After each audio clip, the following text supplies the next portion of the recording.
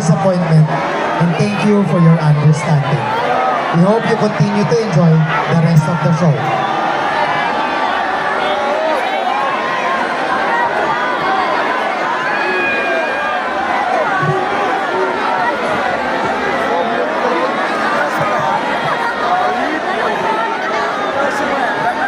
All right, thank you so much. That exactly is unfortunately, the message of Hev Abi's management.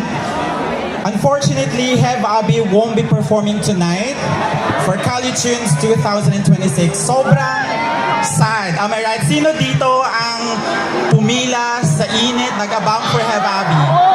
I'm sure lahat naman tayo, no?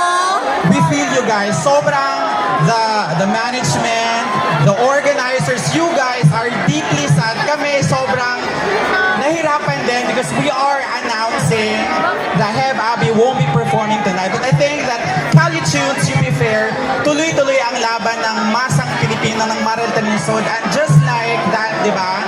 Marami pa tayong pakikinggan, marami pa tayong Correct. ipapanawagan at ipaglalaban Correct. ngayong gabi. Ang importante, buhay tayo. At habang buhay tayo, patuloy ang laban ng masang Pilipino. At dahil dyan, di ba, marami pa tayong i-enjoy tonight the rest of the biggest names of Cali Tunes.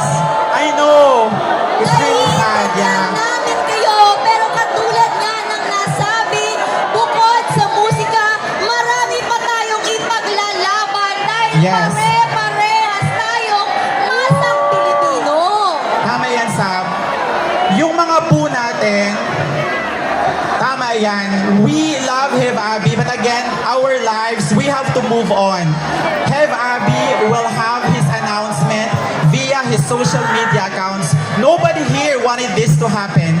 We understand that nagpo din ako myself, but again, we have to move on. We have to choose the brighter side of things. Siyempre, the show must go on, di ba? Sino dito ang nag-aabang kay Ron Henley?